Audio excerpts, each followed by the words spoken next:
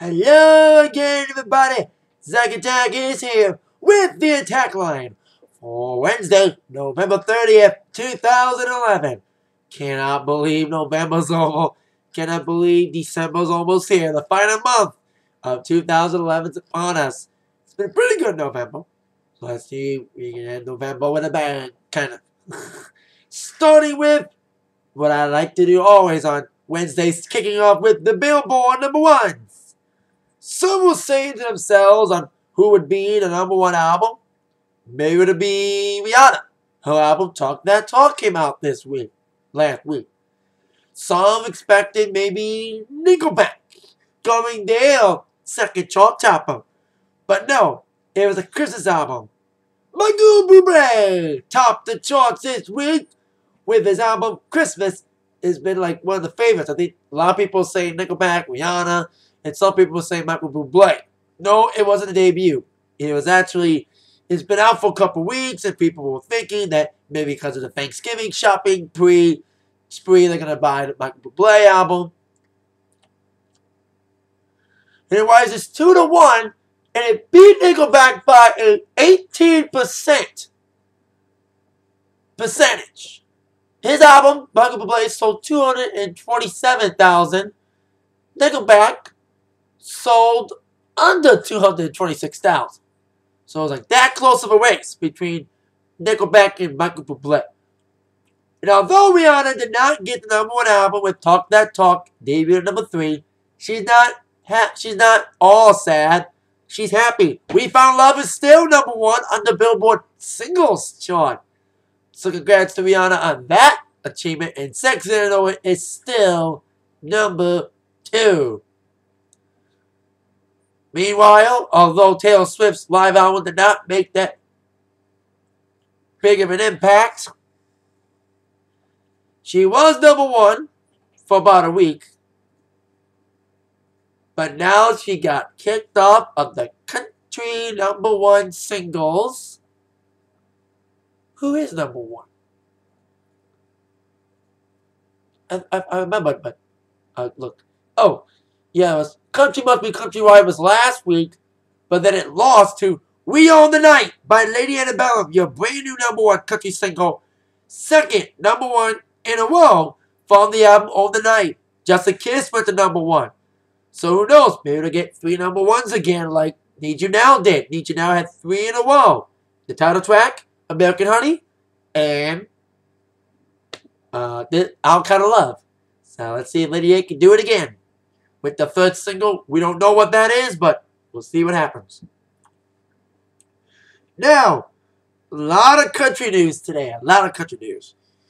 Well, tonight is a special event on NBC, Rockefeller Center, Christmas lighting.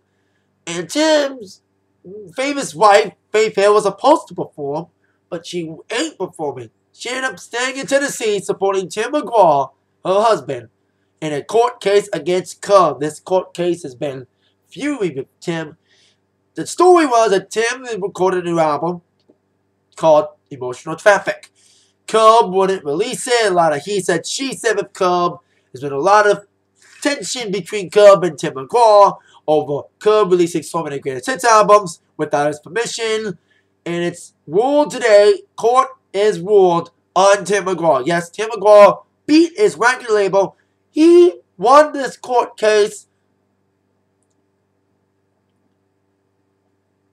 He has signed a rule that Tim McGraw can sign with another label. Meanwhile, another trial will happen in July, which will also affect the album's release of Emotional Traffic.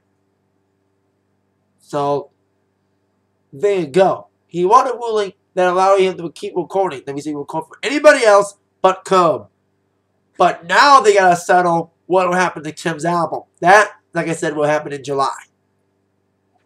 So there you go. See if we finally get to hear Tim's album. Well, yesterday they taped the CMT Artist of the Year special. This year, there was numerous repeats. Jason Aldean, Lady A, and Taylor Swift, who were all honored last year, were honored again this year. Brad and Kenny were added to the list. And each star had a special guest performing with them. Brad Paisley brought out Joe Walsh. And Jason Aldean had planned to do a duet with Hank Williams Jr. on Tattoos on This Town. But like at the CMAs, Hank stole the show. This time for all the wrong reasons. Hank, midway towards his song with Jason, left the stage. He said later that he felt his performance was inadequate. His spokesman, Kurt Webster, said after the taping that Williams left because he didn't feel like he was giving an adequate performance of Jason's song, Tattoos on His Town, with him. Williams told the show's producers the night was meant to honor Aldean, a friend. Tuning in a poor performance would only ruin the effort. Jason then retaped the song without him. They'll probably be the one that'll air on the special, which will air on December 13th. Other stars included Rob Lowe, Lionel Richie, William Shatner, Joe Walsh, I mentioned, Kevin McGraw, the coach of the New Orleans Saints, Sean Payton, and Tony La Russa of St. Louis Cardinals, also Everett Brothers, and All American Rejects were all there as special guests to honor the 5 songs. So there you go. That's, of course, the Artist of the Year ceremony on CMT will air on December 13th.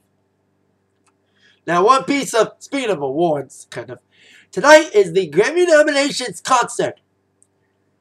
And we're going to find out who will get the nominations for the Grammys. We know Lady Gaga's performing twice, her soloing opening and closing with Sugarland. Also, Jason Aldean, often mentioned, he's performing at the awards day tonight. I mean, Ludacris will perform the remix of Don't Worry Anthem like they did on the CMT Awards this past June. And all the performers include, you know, Usher, Rihanna. I forgot the whole list, but I remembered some of it. Now, when it comes to nominations, I will announce them on the Atakline tomorrow. I'll announce some of the big ones. Not all of them, just some of the big ones. I'm not saying like the classical or anything. But for all the nominations, after the show at 11, they're probably going to post them on Grammy.com. So, check it out. But when it comes to predicting who will be the big awards, I say Adele will get the most nominations. I say Gaga will get the nominations. I say for Album of the Year, I say Adele, 41. Lady Gaga for Born This Way. Trying to think of, I think Kanye's album's qualified. So, probably Kanye West. My Beautiful Dark Twisted Fantasy, because it didn't make the deadline. So, I'll probably be nominated this year. Who else may get nominations this year? That's the only 3 I can think of. And Taylor Swift's Speak Now could get a nomination for Album of the Year. That's my 4. There's 5 nominations always for Album of the Year, but that's like my 4 predictions for Album of the Year nominations. Adele's a shoo-in. So, we'll see who else gets some big nominations. Maybe Lady Gaga gets in some nominations. Jason Aldean probably gets some big country nominations. So, we'll announce them all tomorrow on the Atakline. On to wrestling news. I watched a tiny bit of the live Smackdown last night, which aired from North Carolina last night. Thought it was a okay Smackdown for what I saw of it. We saw Hornswoggle finally talking. I bet you he could talk, but his character couldn't. So it's kind of cool to hear the character talking last. Mark Henry retained the World Heavyweight Championship in a steel cage against Daniel Bryan. Despite his lingering injury, he will defend the title against the Big Show at TLC. No word on what stipulation will it be. Will it be a tables match, a ladders match, or a chairs match? I say a chair match. For 1, because they can't climb a ladder. 2, they can't slam each other on tables. And 3, because they've used chairs on each other's ankles. So it'd be a great way to end this angle with the chairs match. So that's what I think. Other matches included Randy Orton defeated David Otunga in a street fight. Booker T supposed to finally wrestle against Cody Rhodes, but was attacked by Cody before the match. But we all know Booker will eventually wrestle Cody Rhodes in this situation. Also, I think there was Jinder Mahal taking on somebody. Kofi Kingston wrestled Tyson Kidd. Kofi won. So I didn't see all SmackDown because of Glee. I'll get to that in a moment. But SmackDown last time was okay. Mick Foley's skits were like okay. So I saw some of it in it as well, so okay, Smackdown for what I saw live.